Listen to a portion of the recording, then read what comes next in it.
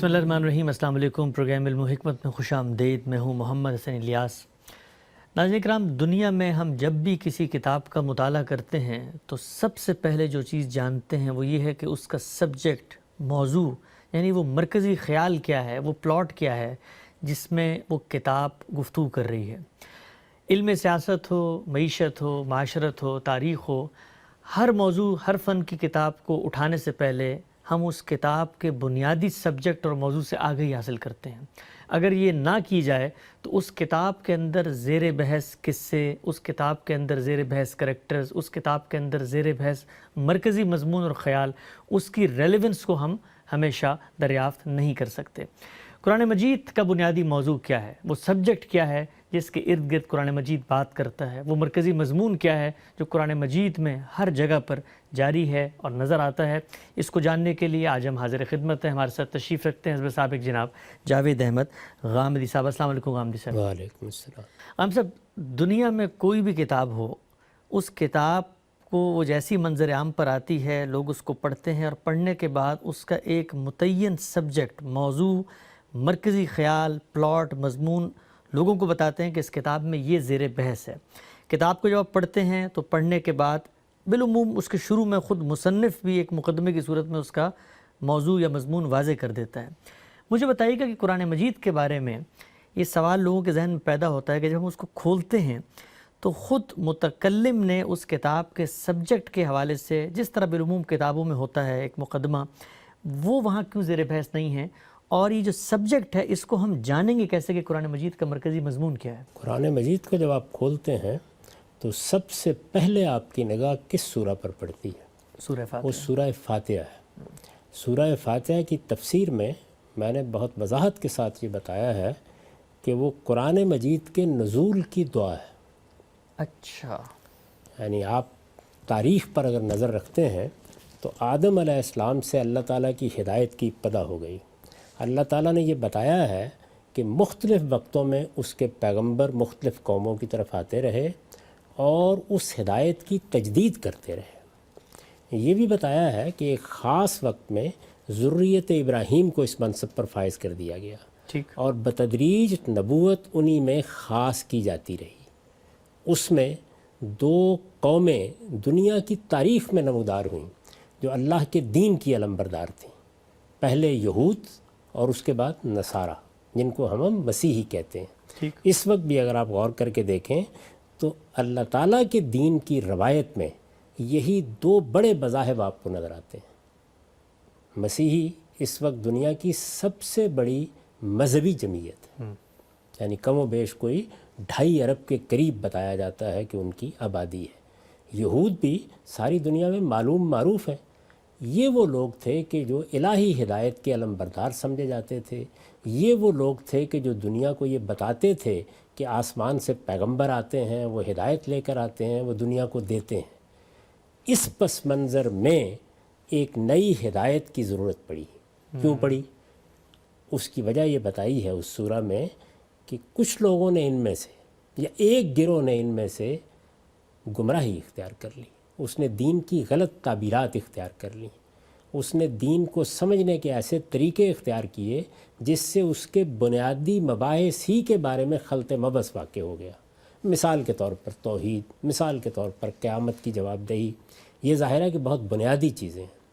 اسی طرح یہ بتایا گیا ہے کہ وہ لوگ کہ جو یہود کی حیثیت سے معروف تھے، وہ اللہ تعالیٰ کے مقابلے میں سرکشی اختیار کر کے اس کے پیغمبروں کے قتل کے درپے ہو گئے، یہاں تک کہ انہوں نے آخر میں مسیح علیہ السلام جیسی ہستی کو صلیب دینا چاہی۔ اس کا نتیجہ یہ ہوا کہ اللہ کا غضب بھڑکا اور قومی حیثیت سے ان پر اللہ کا عذاب نازل ہوا، جو قیامت تک بعض خاص صورتوں میں جاری رہے گا۔ ٹھیک، یہ پس منظر ہے جس میں سورہ فاتحہ یہ بتاتی ہے کہ انسانیت اب یہ چاہتی ہے کہ اہدنا الصراط المستقیم۔ تو اس لحاظ سے گویا قرآن مجید کی ابتدائی میں یہ واضح کر دیا گیا ہے کہ صراط مستقیم کھو گئی ہے، صحیح راستے کی تلاش ہے، انسانیت یہ راستہ جاننا چاہتی ہے۔ یہ در حقیقت قرآن کے نزول کی دعا ہے، پروردگار ہمیں سیدھی راہ دکھا۔ ہر پیغمبر جب زمین پر آتا ہے تو وہ ہدایت ہی لے کر آتا ہے۔ قرآن مجید نے بھی جگہ جگہ کہا ہے کہ یہ ہدی للناس ہے، جی لوگوں کے لیے ہدایت ہے۔ ہدایت کی ضرورت انسان کو کس معاملے میں ہے؟ ظاہر بات ہے کہ اللہ کے ہاں جواب دہی کے لحاظ سے ہے۔ اگر میری یہ دنیا ختم نہیں ہو رہی، اس کے بعد ایک نئی دنیا میرے لیے وجود میں لائی جا رہی ہے، اگر ایسا ہونے والا ہے تو پھر مجھے رہنمائی چاہیے۔ میں اس دنیا کی زندگی کو کیسے گزاروں، میرے اہداف کیا ہوں، میرا نصب العین کیا ہو، میرے آدرش کیا ہوں، میرے اندر جو خواہشیں، امنگیں اور آرزوئیں ہیں ان کو میں کیسے ایک نظم میں لاؤں۔ میں اپنی پوری زندگی کو اگر ڈسپلن کرنا چاہتا ہوں تو کس ہدف کو سامنے رکھ کے کروں۔ یہ سب چیزیں مجھے درکار ہے، یہ میری ضرورت ہے، انسان کی حیثیت سے ضرورت ہے۔ یہ ہدایت مجھے آسمان سے ملتی ہے۔ اس پس منظر کو ذہن میں رکھیے تو سورہ فاتحہ اصل موضوع تو بتا دیتی ہے، اچھا لیکن قرآن مجید میں یہ اس طرح نہیں بیان ہوا کہ آپ کے سامنے یہ ہدایت اجزاء کی صورت میں، ابواب کی صورت میں رکھ دی گئی ہو۔ قرآن مجید کا موضوع اگر آپ کہیں تو وہ اس ہدایت کو بیان کرتے ہوئے اصلاً انذار قیامت ہو گیا ہے، اچھا یعنی قیامت کے معاملے میں خبردار کرنا۔ ظاہر ہے کہ میں نے ابھی آپ کی خدمت میں عرض کیا کہ یہ ہدایت نظم سیاسی کو چلانے کے لیے نہیں ہے، یہ میری دکان پر بیٹھ کر مجھے کاروبار کرنا ہے اس کے طریقے سمجھانے کے لیے نہیں ہے، یہ مجھے کوئی ایسا ہنر سکھانے کے لیے نہیں ہے جس سے میں اپنی روٹی کما سکوں۔ یہ ہدایت کس لیے ہے؟ یہ ہدایت قیامت میں سرخروئی کے لیے ہے، ٹھیک میری اگلی زندگی کے لیے ہے، میں وہاں کامیاب ہوں، فوز و فلاح کو پہنچوں، یہ اس مقصد کے لیے ہے۔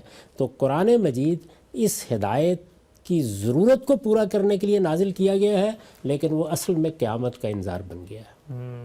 یعنی اب اس کے اسٹرکچر کو آپ جب دیکھتے ہیں، اس کو مضمون کے لحاظ سے جب آپ پڑھتے ہیں تو آپ ایک لفظ میں اس کو تعبیر کریں گے، وہ کیا ہے؟ انذار قیامت، قیامت کے بارے میں خبردار کرنا۔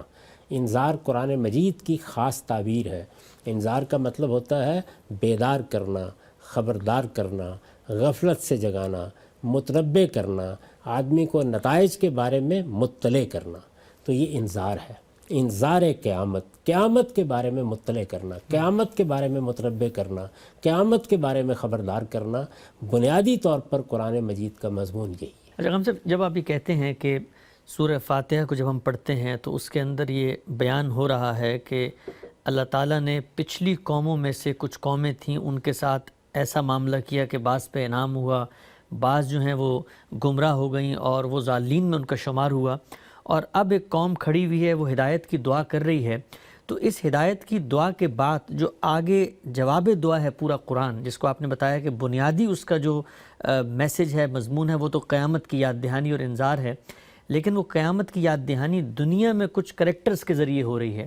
تو میرا سوال آپ سے یہ ہے کہ یہ جو قرآن مجید کو پڑھتے ہیں آپ، تو ہر جگہ پہ ہمیں مخاطبین میں ایک رسول کھڑا ہوا نظر آ رہا ہے جو خدا کی بات کو سن کے آگے لوگوں کو بیان کر رہا ہے۔ تو یہ بتائیے گا کہ اس مضمون میں، انذار قیامت کے مضمون میں، یہ جو رسول زیر بحث ہے قرآن میں، یہ کس حیثیت میں زیر بحث ہے؟ اس سے پہلے شاید ہم کسی وقت یہ گفتگو کر چکے ہیں کہ جب آپ کسی کتاب کا مطالعہ کرتے ہیں تو آپ کو اس کے پس منظر کی تاریخ سے واقفیت ہونی چاہیے۔ جی یہ ابھی دیکھیے میں نے سورہ فاتحہ کی طرف آپ کو توجہ دلائی۔ سورہ فاتحہ کس کی زبان پر جاری کی گئی ہے؟ ایک ایسے شخص کی زبان پر جاری کی گئی ہے۔ یہ انسانیت کی دعا ہے، انسانیت تاریخ کے ایک دور میں کھڑی ہوئی یہ دعا کر رہی ہے، یہ پہلے دن کی دعا نہیں ہے۔ اچھا، اس لیے کہ اگر یہ پہلے دن کی دعا ہے، سیدنا آدم علیہ السلام کے زمانے میں کی جا رہی ہے، تو پھر اس میں یہ الفاظ کہنے کی کیا گنجائش ہے کہ ان لوگوں کی راہ دکھا جن پر تیرا انعام ہوا۔ ابھی تو دنیا کی ابتدا ہو رہی ہے، ٹھیک، ان لوگوں کی راہ نہ دکھا جن پر تیرا غضب ہوا یا جو بھٹکے ہوئے ہیں یا گمراہ ہو گئے ہیں۔ تو اس کا مطلب یہ ہے کہ بھٹکے ہوئے کون ہیں، کون گمراہ ہوئے ہیں، کن لوگوں نے اللہ تعالیٰ کے غضب کا نشانہ اپنے آپ کو بنانا قبول کر لیا ہے، انعام یافتہ قومیں کون سی رہی ہیں، گروہ کون سے رہے ہیں، یہ سب چیزیں معلوم ہیں۔ اسی کو کہا جاتا ہے اسٹیبلش ہسٹری، یعنی یہ مذہب کی وہ تاریخ ہے یا اللہ تعالیٰ کی ہدایت کی وہ تاریخ ہے کہ جو معلوم معروف ہے مخاطبین کے لیے۔ جن لوگوں کی طرف قرآن نازل ہوا ہے وہ اس سے پوری طرح واقف ہیں، وہ یہ جانتے ہیں کہ اس کے پس منظر میں کون سی قومیں ہیں، وہ کون تھے جن کے اوپر اللہ کا انعام ہوا، وہ کون ہیں جن پر اللہ کا غضب ہوا۔ اس سارے پس منظر کو سامنے رکھ کر وہ دعا کر رہے ہیں۔ ٹھیک، جیسے مثال کے طور پر میں آج اگر دعا کروں تو میں مسلمانوں کے لیے دعا کرتے وقت اگر مثلاً اس طرح کی تعبیریں اختیار کروں کہ پروردگار ان کو اس صورتحال سے دوچار نہ کرنا جو غرناطہ میں ہوئی، اس صورتحال سے دوچار نہ کرنا کہ جو استنبول میں ہوئی، تو ظاہر ہے کہ میں اس تاریخ کو پس منظر میں رکھ کر گفتگو کر رہا ہوں۔ ٹھیک، یہ معلوم معروف تاریخ ہے، اس میں جزوی واقعات زیر بحث نہیں ہوتے، تو اس معلوم تاریخ میں کھڑے ہو کر آپ اللہ تعالیٰ سے دعا کرتے ہیں کہ ہدایت عطا فرما، ٹھیک، یعنی یہ سیدھے راستے کی ہدایت بخش۔ اس وقت ہم سورہ کی تفسیر نہیں کر رہے، صرف یہ بات میں آپ کی خدمت میں عرض کر رہا ہوں کہ اس جگہ سے ہم دعا کرتے ہیں۔ جیسے ہی ہم یہ دعا کرتے ہیں تو اس کے بعد قرآن نازل ہوتا ہے، تو ہمیں معلوم ہونا چاہیے کہ یہ قرآن کس پر نازل ہوا تھا؟ محمد الرسول اللہ پر نازل ہوا تھا، عرب میں نازل ہوا تھا۔ اس پوری تاریخ کو جب ہم جانتے ہیں تو اب ہمیں یہ بھی معلوم ہو جانا چاہیے کہ یہ قرآن اس رسول کی، اس پیغمبر کی سرگزشت انذار ہے۔ یعنی موضوع کیا ہے؟ مضمون کے لحاظ سے انذار قیامت۔ انذار قیامت کون کرنے کے لیے کھڑا ہوا ہے؟ محمد الرسول اللہ کو کھڑا کیا گیا ہے۔ ٹھیک، ٹھیک، یعنی اللہ تعالیٰ نے ایک پیغمبر کی زبان پر یہ کلام جاری کیا ہے۔ ایسا نہیں ہے کہ کتاب لوگوں کے ہاں ڈال دی گئی، اس کے اوراق لوگوں میں بکھیر دیے گئے، رات کو وقت سو کر اٹھے تو وہ اس کتاب کو سن رہے تھے، ایسا نہیں ہوا، بلکہ اللہ تعالیٰ نے ایک پیغمبر کو مبعوث کیا، اس پیغمبر نے اٹھ کر یہ کہا کہ میری طرف وحی کی جا رہی ہے اور مجھے اللہ تعالیٰ نے انتخاب کر لیا ہے کہ میں تمہیں اس کی ہدایت اور اس کا پیغام پہنچاؤں۔ اب یہ پورا کا پورا قرآن جس طرح سے اللہ کا کلام ہے، اسی طرح رسالت بآب صلی اللہ علیہ وسلم کا قول ہے، یعنی یہ آپ کی زبان سے نکل رہا ہے، آپ کی زبان فیض ترجمان سے اس کو مخاطبین سن رہے ہیں۔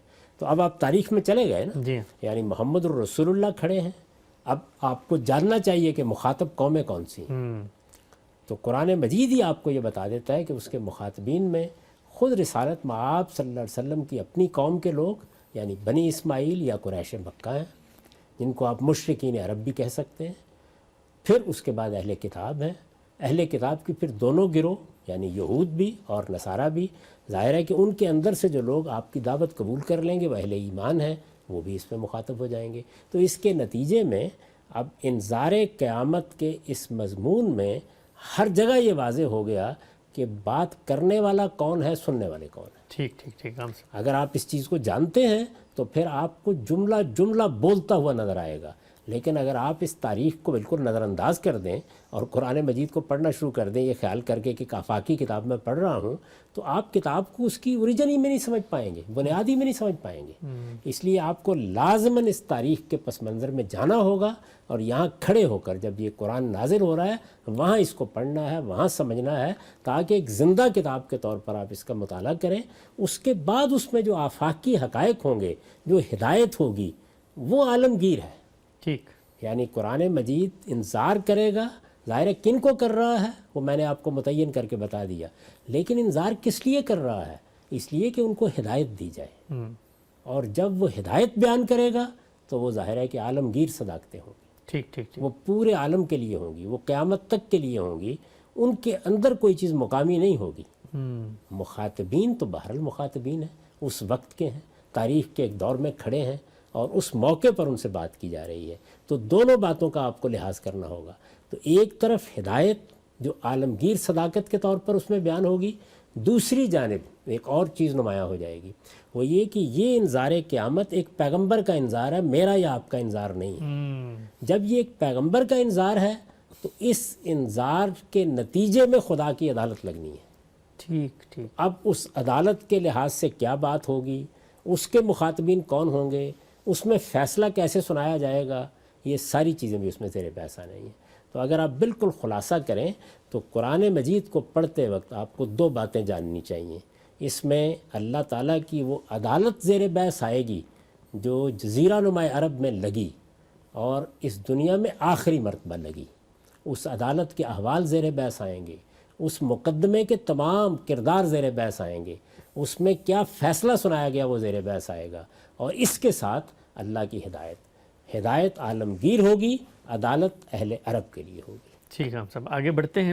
یہ جو بھی آپ نے فرمایا کہ وہ جو اللہ کا کلام ہے جس کا بنیادی موضوع انذار قیامت ہے، وہ رسول کے ذریعے سے سامنے آ رہا ہے، وہ رسول کا قول بن چکا ہے، تو ہمارے عام طور پہ سمجھا جاتا ہے کیونکہ یہ کام پہلے بھی ہوا ہے، پہلے بھی کتابیں نازل ہوئی ہیں، مختلف انبیاء آئے ہیں، تو مختلف جو انبیاء کے صحف ہیں قرآن مجید میں بھی ان کا ذکر آتا ہے، تو یہ نبی کے صحیفے اور رسول کی سرگزشت یا رسول کی دعوت اور انذار کے وہ مراحل، ان میں کیا بنیادی فرق ہے؟ یعنی نبی اور رسول، ہمارے عام طور پہ کہا جاتا ہے کہ نبی جو ہے وہ ہوتا ہے جس کو شریعت نہیں دی جاتی، رسول شریعت لے کے آتے ہیں، تو کیا یہ فرق ہوتا ہے ان دونوں میں؟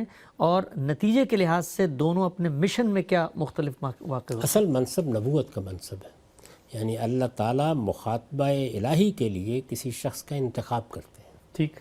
مخاطبہ الہی کے لیے انتخاب کا کیا مطلب ہے؟ یعنی اللہ تعالیٰ یہ فیصلہ کرتے ہیں کہ مجھے انسانوں تک اپنی ہدایت پہنچانی ہے۔ ہدایت پہنچانے کے لیے ایک طریقہ یہ ہو سکتا تھا کہ ہر انسان کو خدا کا پیغام پہنچ جاتا، ٹھیک۔ اللہ تعالیٰ نے یہ طریقہ نہیں اختیار کیا، اس کی جگہ جگہ وضاحت کی ہے، قرآن مجید میں بھی کی ہے، قدیم صحیفوں میں بھی کی ہے۔ کیا طریقہ اختیار کیا ہے؟ طریقہ یہ اختیار کیا ہے کہ انسانوں کے اندر سے کسی شخص کا انتخاب کیا جاتا ہے، ٹھیک۔ یہ انتخاب کر کے ہدایت اس کے ذریعے سے انسانوں تک پہنچائی جاتی ہے۔ تو کسی شخص کا انتخاب اگر اس مقصد کے لیے کیا گیا ہے کہ یہ ہدایت انسانوں تک پہنچانے کا کام کرے گا، تو گویا وہ مخاطبہ الہی کے لیے ایک انسان کا انتخاب ہے۔ جس انسان کا آپ انتخاب کریں گے اس مقصد کے لیے، اس کو نبی کہا جاتا ہے۔ ٹھیک۔ تو اصل منصب نبوتی کا منصب ہے۔ جہاں تک رسول کا تعلق ہے، رسول کے بانی کیا ہے؟ رسول کے بانی ہے پیغام پہنچانے والا۔ نبی کا کیا مطلب ہے؟ اس نبی عظیم کی خبر دینے والا۔ وہ نبی عظیم کیا ہے؟ قیامت کی۔ قرآن مجید نے اس کو اسی سے تعبیر کی، اما یتسالون عن النبی العظیم الذی هم فیہ مختلفون کلا سیعلمون ثم کلا سیعلمون۔ یہ وہ نبی عظیم ہے، وہ بڑی خبر ہے جس کو پیغمبر پہنچاتا ہے۔ ٹھیک۔ تو وہ خبر دینے والا، یعنی اس نبی عظیم کی خبر دینے والا، وہ نبائی سے اس کے لیے نبی کی اصطلاح قرآن مجید نے اختیار کی ہے، اس سے پہلے بھی موجود رہی ہے۔ یہ منصب اصل منصب ہے۔ میں نے عرض کیا کہ رسول کیا ہے؟ پیغام پہنچانے والا۔ پیغام خدا کے فرشتے بھی پہنچاتے ہیں، پیغام نبی بھی پہنچا رہے ہوتے ہیں سارے کے سارے۔ تو رسول کا لفظ ان سب معنی میں قرآن مجید میں استعمال ہوا ہے۔ فرشتوں کے لیے استعمال ہو گیا ہے، عام فرستادگان کے لیے استعمال ہو گیا ہے، سب نبیوں کے لیے استعمال ہو گیا ہے، لیکن قرآن ہی سے معلوم ہوتا ہے کہ اس کا ایک اصطلاحی مفہوم بھی ہے۔ اچھا۔ دنیا کی زبانوں میں جب آپ کسی زندہ کلام کو پڑھتے ہیں تو اس میں یہ فرق کرنا پڑتا ہے کہ کہاں کیا لفظ اصطلاحی مفہوم میں استعمال ہوا ہے، کہاں وہ عام لغوی پہلو سے استعمال ہو گیا ہے، کس جگہ کے اوپر اس کو ایک عمومی مفہوم میں استعمال کر لیا گیا ہے۔ ٹھیک۔ اب مثلا لفظ صلاۃ ہی کو دیکھ لیجئے، قرآن مجید میں یہ اصطلاحی نماز کے لیے بھی استعمال ہوا ہے، قرآن مجید میں یہ رحمت نازل کرنے کے لیے بھی استعمال ہوا ہے، اور بھی بعض پہلو ہیں، یعنی دعا کے لیے بھی استعمال ہوا ہے۔ تو لفظ اپنے لغت سے الگ نہیں ہو جاتا جب وہ اصطلاح بن جاتا ہے۔ رسول کا لفظ بھی ایسے ہی ہے، سب نبیوں کے لیے استعمال ہو گیا اس لیے کہ فرستادگان الہی ہیں، اچھا۔ فرشتوں کے لیے استعمال ہو گیا اس لیے کہ وہ بھی اللہ کا پیغام لے کے آ جاتے ہیں، بلکہ ملائکہ کے لفظ کو اگر آپ دیکھیں، جو ملک کی جمع ہے، اس کا مطلب بھی پیغامبر ہی ہے۔ تو اس لحاظ سے وہ ایک عمومی تعبیر بھی ہے اور ایک خاص اصطلاح بھی ہے۔ خاص اصطلاح میں اس کا مطلب ہے کہ وہ نبی جس کو کسی قوم کے لیے عدالت بنا کے بھیج دیا گیا۔ اچھا۔ جب کسی قوم کے لیے عدالت بنا کے بھیج دیا جائے گا تو اب وہ رسالت کے منصب پر فائز ہوگا اصطلاحی مفہوم میں۔ تو پہلے تو یہ فرق بڑی اچھی طرح سمجھ لینا چاہیے۔ نبی صلی اللہ علیہ وسلم نبی تو ہے، اس کے ساتھ رسول بھی ہے۔ اچھا۔ نبی کی حیثیت سے آپ وہی انذار قیامت کرنے کے لیے آئے ہیں، قیامت کی خبر دینے کے لیے آئے ہیں۔ رسول کی حیثیت سے آپ اپنی قوم کے لیے عدالت بن کر آئے ہیں، اچھا۔ اپنے مخاطبین کے لیے عدالت بن کر آئے ہیں، یعنی اپنی قوم کے لیے یا اپنے زمانے کے مخاطبین کے لیے جن تک آپ براہ راست اللہ کا پیغام پہنچائیں گے اور اللہ کا فیصلہ نافذ کر کے جائیں گے۔ عدالت بن کے آئے ہیں، یہ تعبیر ذہن میں رکھنی چاہیے۔ تو رسول عدالت بن کے آتا ہے، یعنی نبیوں میں سے وہ نبی جو کسی قوم کی طرف، اپنے زمانے کے لوگوں کی طرف، اپنے مخاطبین کی طرف اللہ کی عدالت بن کے آئے، اس کو قرآن اصطلاحی طور پر رسول کہتا ہے، لیکن لفظ کا عمومی استعمال بھی اسی طریقے سے عربی زبان میں موجود ہے اور قرآن میں بھی موجود ہے۔ ٹھیک۔ اچھا ہم صاحب، جب ہم قرآن مجید کا مطالعہ کرتے ہیں، مثلا دیکھیں سورہ فاتحہ پہ آپ نے بتایا کہ اس کے بعد وہ جو دعا مانگی گئی ہے، اس کے بعد رسول کی زبان سے اس دعا کا ایک جواب اس قوم کو ہدایت کی وہ پوری جو تعبیر ہے وہ اللہ تعالیٰ دیتے ہیں۔ ہم جب قرآن مجید کو پڑھتے ہیں، سورہ بقرہ سے آغاز کرتے ہیں، تو ابتدا ہی میں یہ بات سمجھ میں نہیں آ رہی ہوتی کہ اب رسول آ گئے ہیں اور رسول آنے کے بعد لوگوں کو دعوت دے رہے ہیں۔ مثلا میں ایک آیت آپ کے سامنے رکھتا ہوں، قرآن مجید کی بالکل ابتدا میں ہے کہ ان الذین کفروا سواء علیہم انذرتہم ام لم تنذرہم لا یؤمنون، کہ یہ لوگ جنہوں نے کفر کیا ہے ان کو تم ڈراؤ یا نہ ڈراؤ یہ ایمان نہیں لائیں گے۔ تو اب یہ بتائیے گا کہ جو رسول کی دعوت کے مراحل ہیں، رسول کی دعوت کی ایک رداد ہے جو قرآن مجید میں ثبت کر دی گئی ہے، تو ایک پڑھنے والے کو یہ کیسے معلوم ہوگا کہ یہ کس مرحلے کی بات ہے، کس موقع کی بات ہے، رسول نے کس جگہ پر پہنچ کے یہ بات ان تک کہنی ہے؟ چونکہ وہ مراحل تو پھیلے ہوئے ہیں پورے قرآن میں، تو وہ مراحل کیا ہیں دعوت کے اور ان کو دریافت کیسے کیا جائے گا؟ اس میں دو ہی راستے ہوں گے۔ ایک یہ ہے کہ پڑھنے والا خود قرآن کے اندر اترے، جیسے جیسے وہ قرآن مجید کا مطالعہ کرے گا، اس کو سمجھنے کی کوشش کرے گا، اگر وہ اس کی زبان سے واقف ہے، علم کے پس منظر کو بھی اچھی طرح جانتا ہے، تو یہ سارے حقائق اس پر بتدریج واضح ہو جائیں گے۔ اچھا، تو ایک راستہ یہ ہے۔ دوسرا یہ ہے کہ وہ لوگ کہ جو کسی قوم میں سے کسی خاص فن یا علم کی تحصیل کا انتخاب کر لیتے ہیں، جیسے ہمارے ہاں سے کچھ لوگ علم طب میں اختصاص کرنا چاہتے ہیں، کچھ لوگ کسی اور سائنسی علم میں غیر معمولی مہارت بہم پہنچانا چاہتے ہیں، تو وہ پھر اس چیز کو اپنا اصل موضوع بنا لیتے ہیں۔ چنانچہ جو لوگ قرآن مجید کے علم کو اپنا اصل موضوع بنائیں، وہ قرآن مجید کے پھر ترجمے کرتے ہیں، قرآن مجید کی تفسیریں لکھتے ہیں۔ ان کو چاہیے کہ وہ قرآن مجید کی ابتدا میں، یعنی جب اپنی تفسیر لکھیں یا اپنی شرح لکھیں یا اپنا ترجمہ کریں، تو ابتدا میں قرآن مجید کا تعارف کرا دیں، یہ بتا دیں۔ یہ لوگوں کے لیے ایک سہولت کی چیز ہوگی، ورنہ اگر ایسا نہ ہو تو کوئی بھی شخص اگر اپنے اندر اہلیت پیدا کر لے اور قرآن مجید کی زبان سے آشنائی پیدا کر لے، تو وہ قرآن مجید کو موضوع بنا کر اس پر جب تدبر کرے گا، اس کے اندر اترے گا، تو یہ حقیقت بالکل اس پر واضح ہو جائے گی۔ یعنی معلوم ہو جائے گا کہ قرآن مجید ایک پیغمبر کی سرگزشت انذار ہے، خدا کا پیغمبر کھڑا ہوا لوگوں کے ساتھ بات کر رہا ہے۔ یہ بات کن لوگوں سے کر رہا ہے وہ بھی متعین ہو کر سامنے آ جائیں گے، ان کے احوال بھی معلوم ہو جائیں گے، ان سے کیا بات کب کہی جا رہی ہے یہ بات بھی بالکل واضح ہو جائے گی، اور اس کے لیے کہیں باہر جانے کی ضرورت نہیں ہوگی، یہ خود قرآن بتاتا چلا جائے گا۔ اچھا ٹھیک۔ اچھا ہم صاحب، ابھی آپ نے فرمایا کہ جو رسول ہیں ان کے بارے میں ایک آپ نے کہا جملہ ہمیشہ ذہن میں رکھنا چاہیے کہ یہ اپنی قوم کے لیے عدالت بن کے آتے ہیں۔ جب ہم اس مقدمے کو دیکھتے ہیں تو ایک سوال ذہن میں آتا ہے کہ ہمارے ذہن میں ایک آفاقی تصور ہے، یعنی رسول اللہ صلی اللہ علیہ وسلم آئے ہیں، قیامت تک کے لیے وہ اللہ کی ہدایت ہمیں دے کر گئے ہیں، تو اب اللہ کی کتاب میں کچھ ایسی ہدایات جو ان کی قوم سے متعلق ہوں، ان کی قوم پر وہ عدالت بن کے آئے ہیں، تو اس سے ایک تصور پیدا ہوتا ہے کہ جیسے اس کتاب کا کچھ حصہ ہے جو اس عہد کے لیے ریلیونٹ تھا یا اس عہد سے متعلق تھا، تو پھر اگر اس سے متعلق تھا تو ہم قیامت تک اس کی تلاوت کیوں کرتے ہیں؟ نہیں، اس فرق کو ہمیشہ جان لینا چاہیے کہ اللہ کے پیغمبر اپنی قوموں اور اپنے براہ راست مخاطبین کے لیے عدالت بن کے آتے ہیں، لیکن جو ہدایت پر لے کر آتے ہیں وہ عالمگیر ہوتی ہے۔ اچھا، تو قرآن مجید ان دونوں کا مجموعہ ہے۔ ٹھیک۔ قرآن مجید میں آپ کو وہ ہدایت ملے گی جو میرے لیے بھی ہے، آپ کے لیے بھی ہے، قیامت تک ہر شخص کے لیے ہے۔ محمد الرسول اللہ کی وہ ہدایت ہے جس کی دعا ہم سورہ فاتحہ میں مانگتے ہیں۔ میں نے آپ سے عرض کیا نا کہ سورہ فاتحہ اصل میں قرآن کے نزول یا بعثت محمدی کی دعا ہے۔ ٹھیک۔ انسانیت کو اللہ تعالیٰ نے کھڑا کر دیا ہے کہ وہ اللہ تعالیٰ کی حمد و ثنا کرنے کے بعد یہ کہتی ہے کہ پروردگار، ہم تیری عبادت کرتے ہیں اور تجھ سے مدد مانگتے ہیں، اب ہمیں ہدایت ملنی چاہیے اور سیدھی راہ کی ہدایت عطا فرما۔ ہم جانتے ہیں کہ تیرے پیغمبروں کو اور تیرے اچھے انسانوں کو جنہوں نے تیری بندگی کی، یہ ہدایت اس سے پہلے ملتی رہی ہے اور تو نے یہ نعمت انہیں دی ہے، تو ان انعام یافتہ لوگوں کے راستے میں ہمیں بھی رہنمائی کر۔ تو اللہ تعالیٰ کی وہ ہدایت جو قرآن مجید میں اس دعا کے جواب میں دی گئی ہے وہ عالمگیر ہے۔ ان دو چیزوں کو کبھی خلط ملط نہیں کرنا چاہیے۔ یعنی خدا کی ہدایت، یہاں میں ایک اور چیز کی طرف توجہ دلا دوں، سب پیغمبروں کی ہدایت عالمگیر ہے۔ اچھا، سارے پیغمبر ایک ہی ہدایت لے کر آئے ہیں۔ یعنی مسیح علیہ السلام نے بھی انذار قیامت ہی کیا ہے، انہوں نے بھی توحیدی کی دعوت دی ہے، انہوں نے بھی دین کا وہی بنیادی پیغام پہنچایا ہے۔ سب پیغمبر جو ہدایت لے کر آتے ہیں، وہ سیدنا موسیٰ علیہ السلام ہوں، وہ سیدنا مسیح علیہ السلام ہوں، وہ ان سے پہلے کے پیغمبر ہوں، اور سب سے بڑھ کر ابراہیم علیہ السلام، وہ ایک ہی دین، ایک ہی ہدایت ہے جو لوگوں تک پہنچانا چاہتے ہیں، ہدایت۔ لیکن وہ عدالت جو برپا کی جاتی ہے وہ اپنی اپنی قوم کے لیے ہے۔ ٹھیک براہ راست مخاطبین کے لیے ہے۔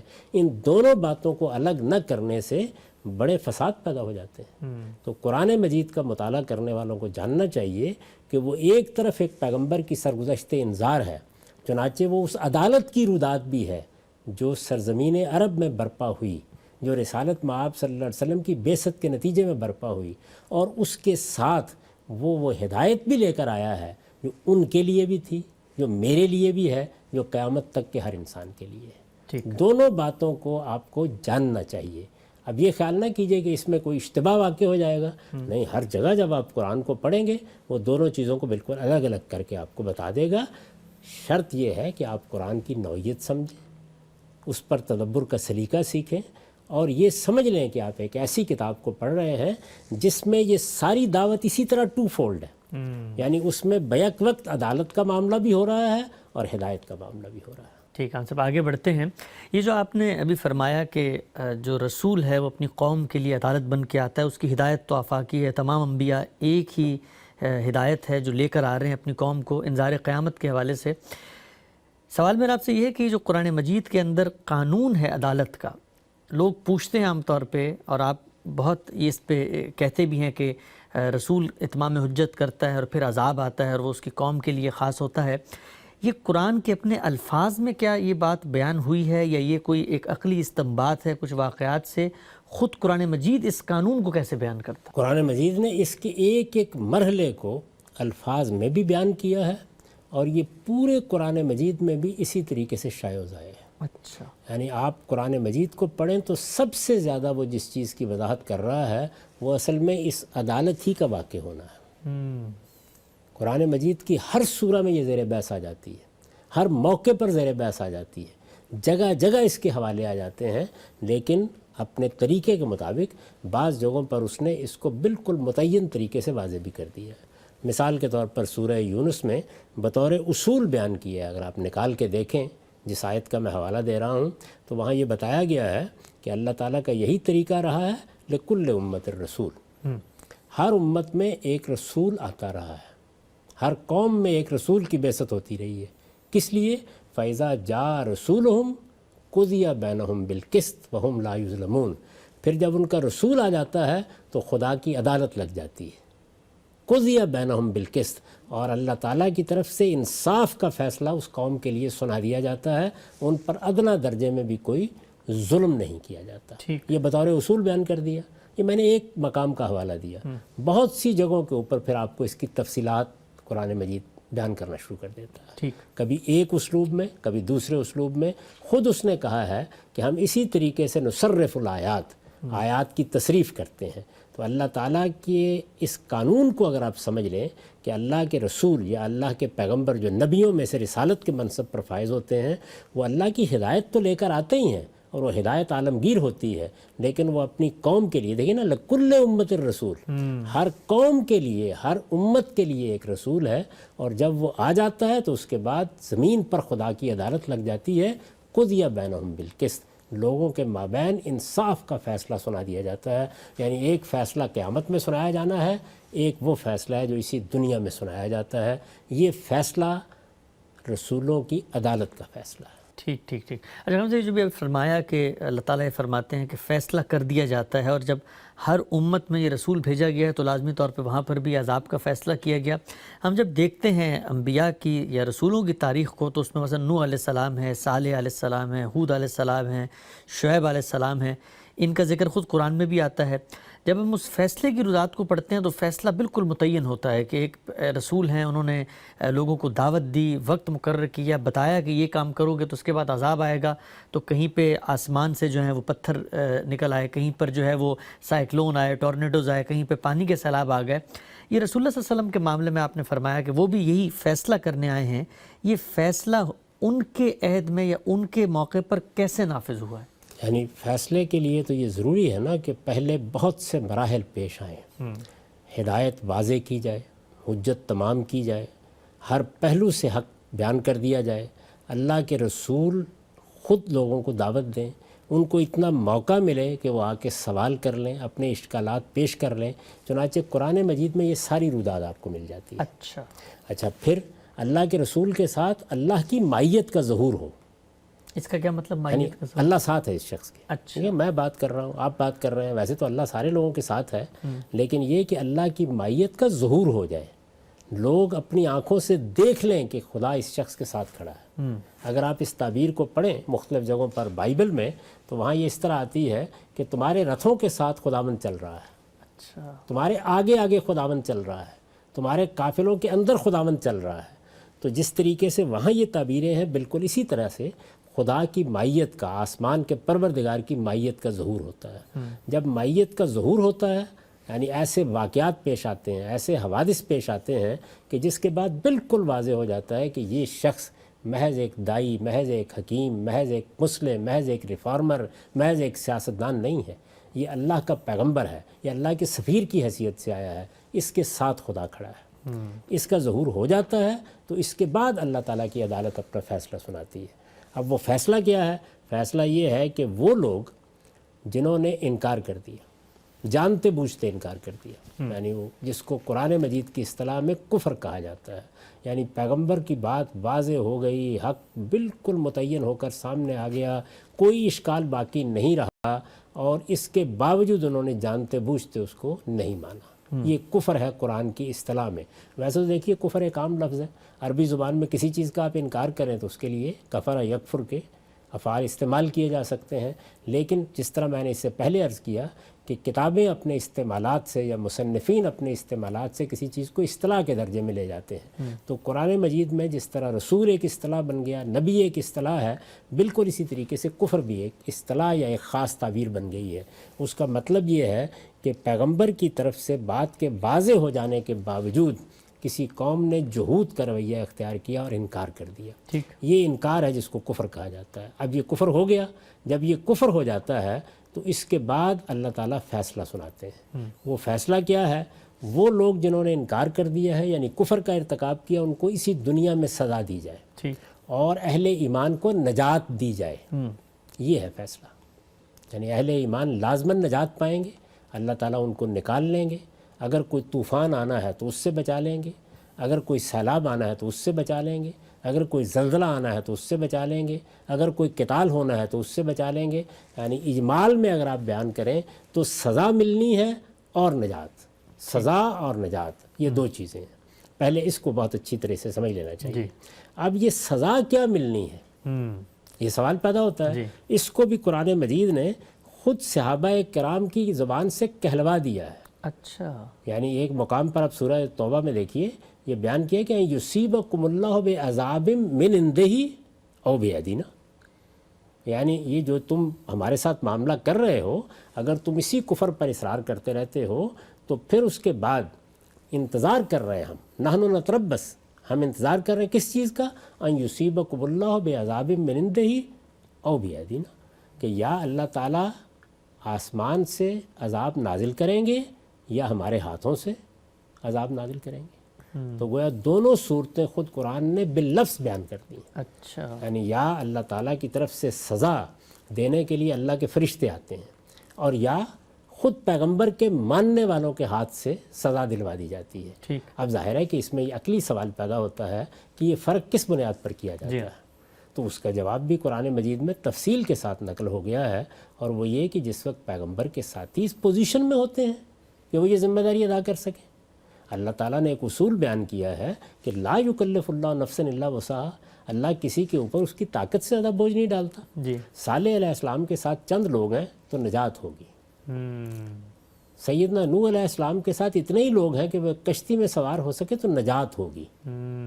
یعنی سزا اہل کفر کے لیے، نجات اہل ایمان کے لیے. تو گویا سزا اور نجات، سزا اور نجات، آپ ہر جگہ یہی چیز دیکھتے ہیں.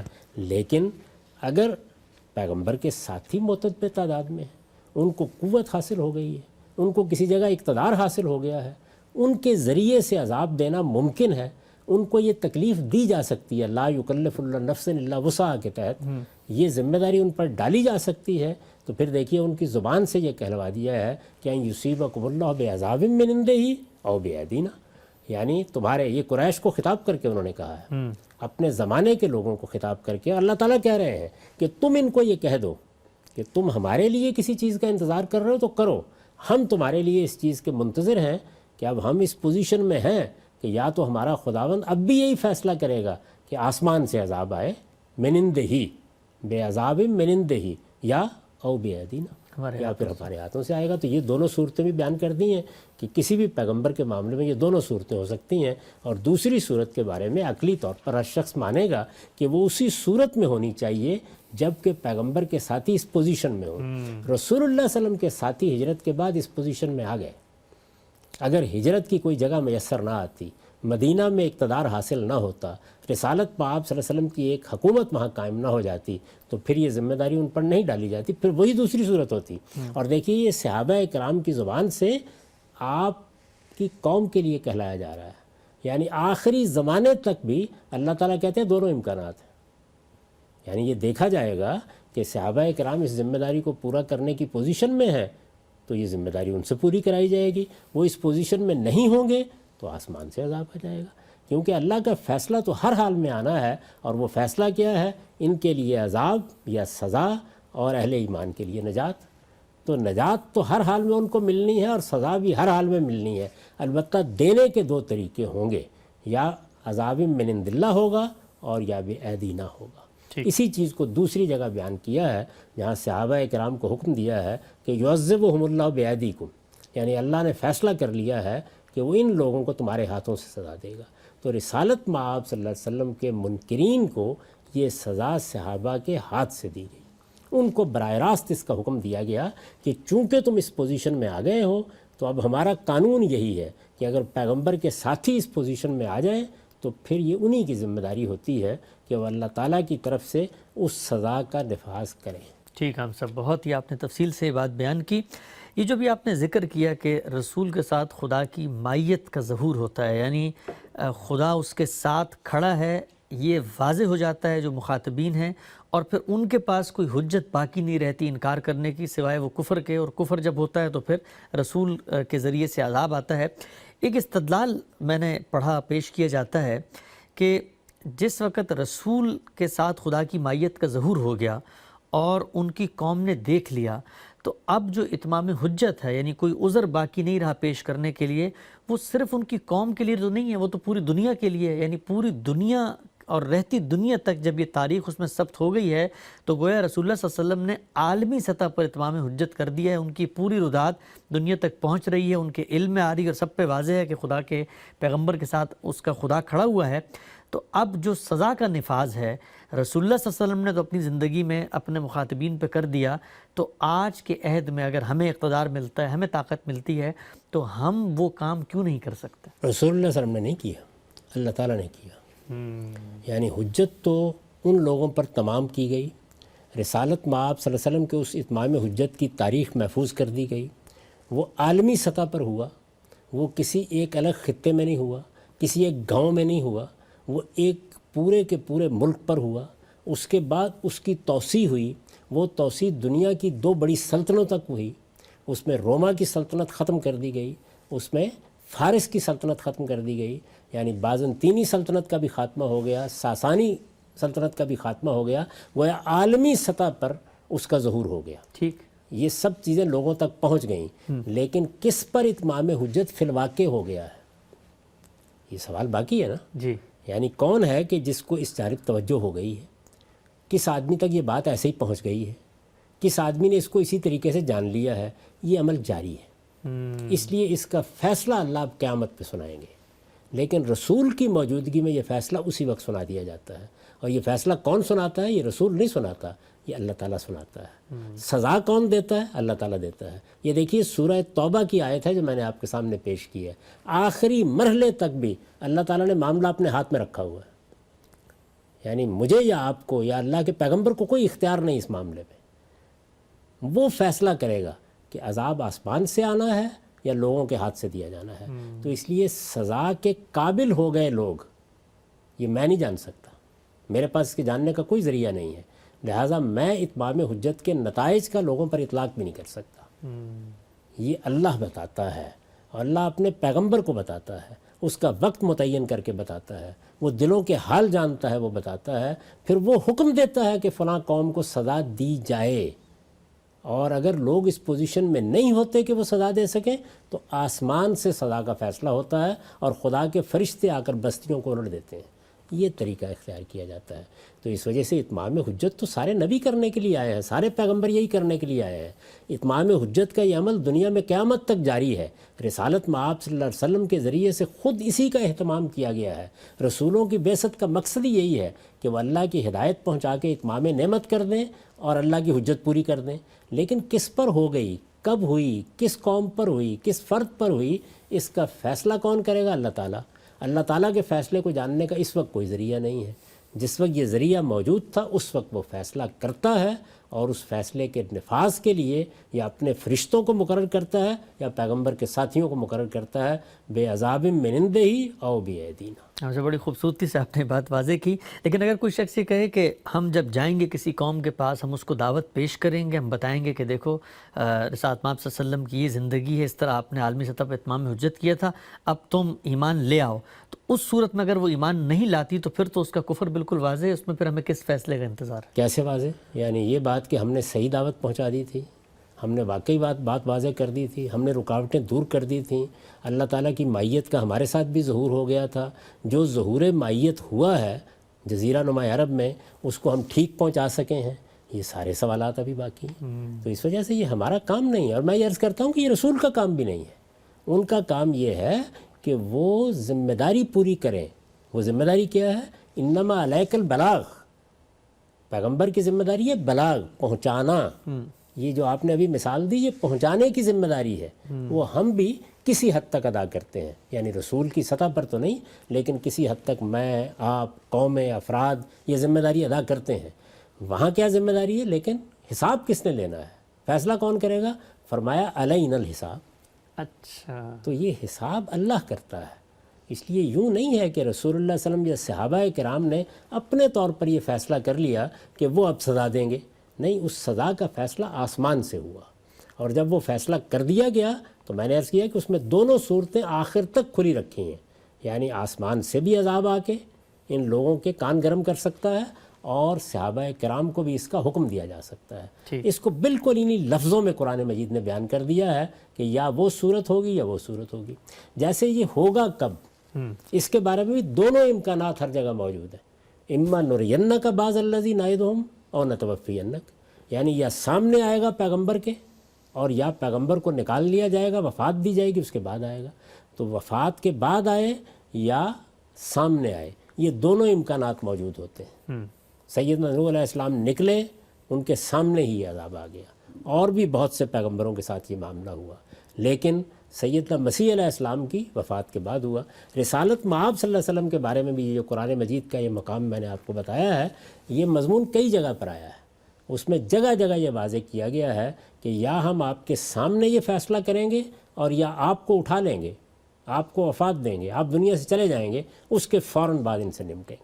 ٹھیک. اچھا, ہم سے بھی آپ نے ذکر کیا تھا کہ یہ جو اتمام حجت ہوا عالمی سطح پر بھی اس کا پیغام پہنچا, وہاں پر روما کی سلطنت اور یہاں فارس کی سلطنت پہ. تو یہ جو پیچھے آپ نے اتنی گفتگو فرمائی اس میں آپ نے بڑے اصرار سے یہ کہا تھا کہ رسول اپنی قوم کے لیے آتا ہے اور اس کی قوم پر عدالت کا نفاذ ہوتا ہے. تو ان کی قوم تو متعین ہے, مشرکین عرب ہیں جو مکہ اور مدینہ میں آباد ہیں, جزیرہ نما عرب کی جو ریاست ہے اس میں مثال کے طور پہ یہود ہیں, نصارہ ہیں, یہ تو متعین ہیں. یہ جب ہم یہ آپ نے فرمایا کہ روم کی سلطنت اور وہاں بھی ہو گیا, تو پھر تو وہ جو قاعدہ آپ بیان کر رہے تھے اس کی ایکسٹینشن ہوئی ہے کیا؟ یعنی رسول کی موجودگی میں جو اس کے مخاطبین اللہ تعالیٰ طے کر دیں. اچھا, اگر اس کی اپنی قوم, مثلا رسالت مآب صلی اللہ علیہ وسلم نے پہلے 13 سال تک اپنی قوم ہی کو مخاطب کیا ہے, صرف مشرکین عربی کے ساتھ معاملہ رہا. اگر ہجرت کی کوئی جگہ میسر نہ آتی تو ہو سکتا ہے کہ معاملہ انہی کے ساتھ رہتا اور ختم ہو جاتا. قرآن مجید نے خود اس امکان کو بیان کیا ہے. اچھا, اس کے بعد جب آپ مدینہ گئے ہیں تو یہود مخاطب ہو گئے ہیں. پھر جب یہ سب کچھ جزیرہ نما عرب میں ہو گیا تو اپنے دنیا سے رخصت ہونے سے 4 سال پہلے آپ نے ان قوموں کو بھی دعوت دے دی. ٹھیک, ان قوموں کی طرف باقاعدہ خطوط لکھے اور ان کو 4 سال کی مہلت دی کہ وہ آئیں, بات کریں, خدا کے پیغمبر کو دیکھیں. اس لیے کہ یہ بنیادی حیثیت کس چیز کی حاصل ہے اتمام حجت میں؟ خدا کے پیغمبر کے زمین پر وجود کی. اس کے ساتھ خدا کھڑا ہوتا ہے, اس کی مائیت کا ظہور ہوتا ہے. یہ ظہور پورے جزیرہ نما عرب میں کر کے دکھا دیا گیا.